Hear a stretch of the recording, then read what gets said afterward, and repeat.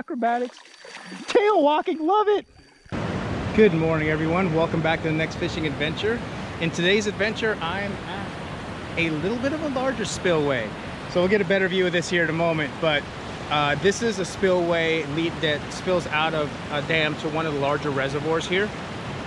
And the goal today really is to get like 2 or 3 gizzard shad to use for bait for my new favorite thing to do, which is bowfin fishing. I'm hooked on those fish now.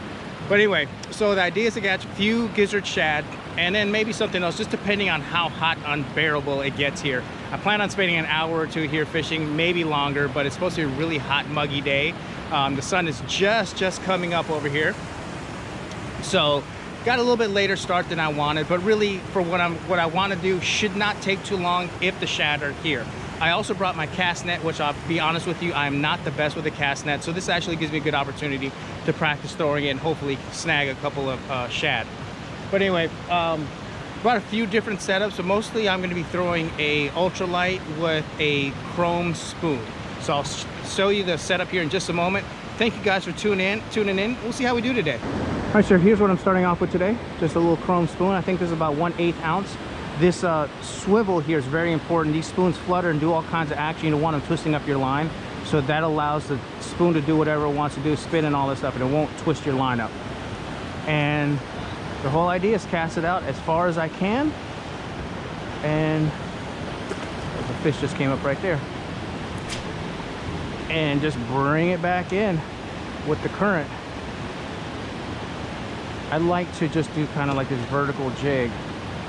Cover more of the water column that way, and what that does is it brings the spoon up in the water column and then it just flutters back down, creates a lot of flash. And what will happen is the shad will see that flash and they'll be attracted to it. They want to bunch up in numbers, so they come up and they either bump up to it or nose up to it. I'll be honest with you, a lot of them I'll end up snagging. And if you've ever fought a fish that's snagged either broadside or by the tail, that can be a pretty interesting fight, because you no longer have the leverage. The fish has the leverage because you're not controlling their head. There's one. Stay on. Stay on. Stay on. Small, whatever he is. Oh, is he still on? I think he ripped free. No, he's still on. A few little head shakes there. Oh, there he goes. He got off. Darn it.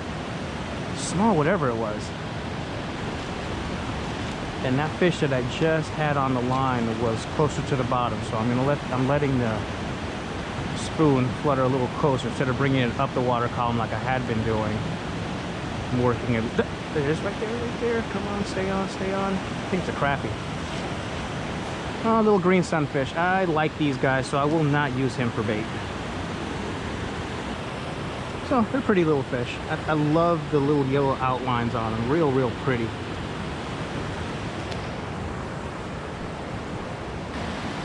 Oh, there we go. There we go. There we go.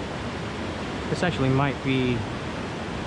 Oh, I feel some head shakes there. This is not a shad. What are you? What are you? Really? Oh, for crying out loud. That's definitely not what we wanted to catch. It's a little black bullhead. There you go, buddy. That might be my shad. No, there's some head shakes there. I don't know what this could be. No, I think this is a shad. Yeah, this is a shad. So let's try. Oh no, what are you? I just saw the body.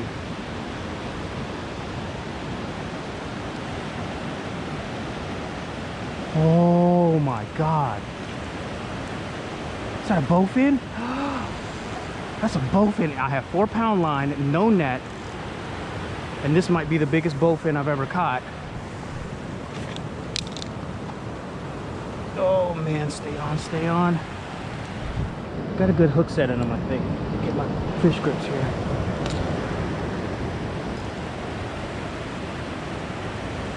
Oh, ho, ho, ho. This really might, he has not fought yet. but this could very well be my biggest bowfin. Come on, baby. Come on. Whoa. Please stay on. Don't break me off. Do not break me off. Yeah, the closer they get to being land is when they start fighting harder, is what I've learned. Now, this is where it gets interesting. How do I land him without a net? Come here, baby. Come on. I want to keep my thumbs away from those teeth. They're like needle-like teeth. Come on, come on, come on. Now, see if he'll open his mouth. So when I get him on the side here, he's hooked pretty well. So my concern is the line. Is the line gonna hold? Pretty sure my knot's gonna hold. It's held this far. Too much slack. Now the downside to this fish is they can breathe air, so he is not getting tired by me keeping that head out of the water. He is stuck good. Okay. This is crazy because I was trying to get bait to go fishing somewhere else for one of these guys, and I hook him here. This is really difficult. So let's use the line. Come here. Come here. Got him.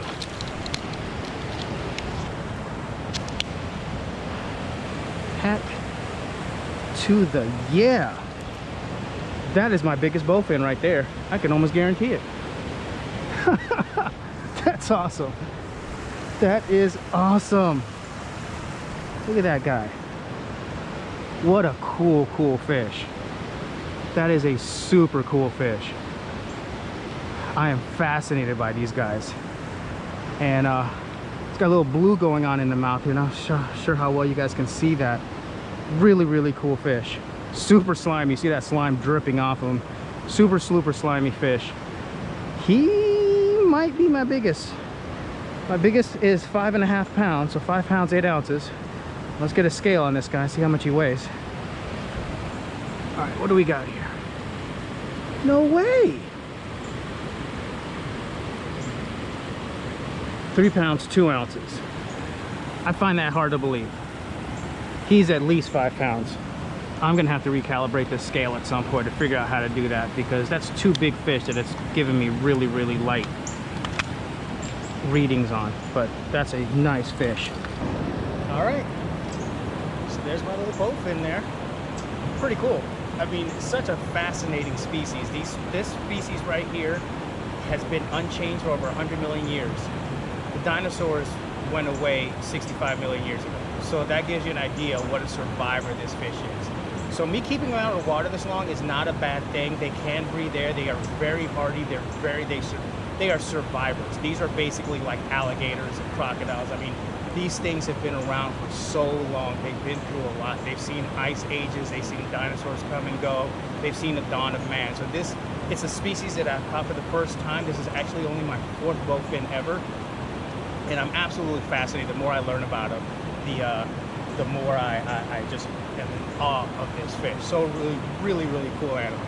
So it's really cool. I'm happy. Oh, one last look. Armor plating, amazing fish. All right, you guys can make out those little needle teeth right there. That's why I didn't want to thumb him. That's why I actually went running for my fish grips. All right, let's let him go. Thank you so much for the fight, buddy. As soon as he feels the water, he's gonna go berserk. Cut him out for a little bit. I am gonna revive him some. But once he starts kicking, I'll let him go. There he goes.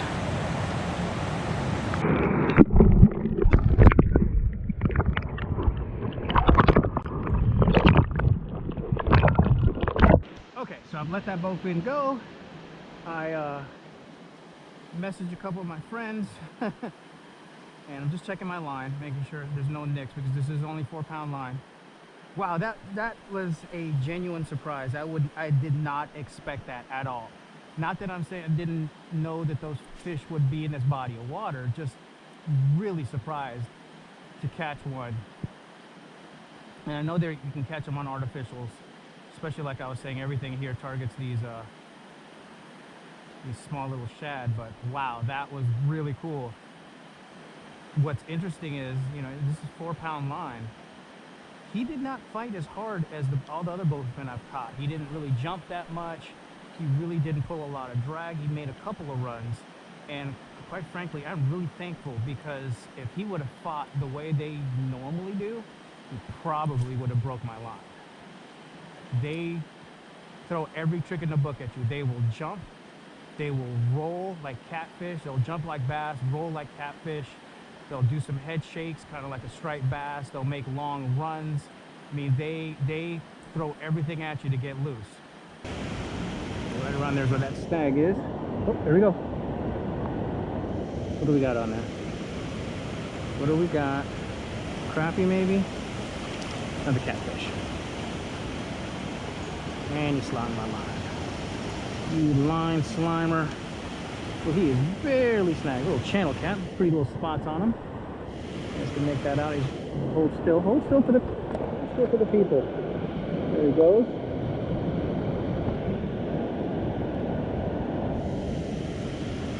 Not at all what we're looking for. All right, we got a little something in here. What do we got? A couple of perch. Got a bluegill, little white perch, larger white perch. I'm gonna keep that small white perch, but the larger one we'll let go. Still want to catch some shad, but a couple more casts like that. And you know what? I'm gonna get rid of the white perch. We'll just keep the bluegill.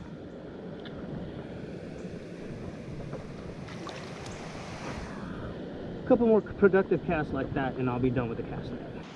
Well, I'm going to call it a day. That was an interesting day. Not exactly the way I planned it, but actually better than I would have expected. Coming out here to catch bait, ended up catching the target species that I was going to catch the bait for, to fish at a different location and a different time. So that's just the wonderful thing about fishing. You just never know what's going to happen. But anyway, had a lot of fun with that, and I was telling my buddy Jim, which you've seen in past videos. Jim, shout out to you. I was just telling him yesterday, I was like, I think I'm gonna go catch some bait and see if I can target some bowfin on some light gear. And I ended up catching bowfin on ultralight gear, which was not the plan at all, but a lot of fun, and definitely something I'm gonna do in the future, which is get some light gear and see if I can catch some bowfin, just put a little bit more sport into it. Anyway, I hope you guys enjoyed today's episode. If you haven't already, please click that subscribe button. Give me a thumbs up.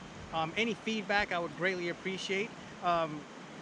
I really enjoy sharing these adventures with you. So we will hopefully catch you guys on the next fishing adventure.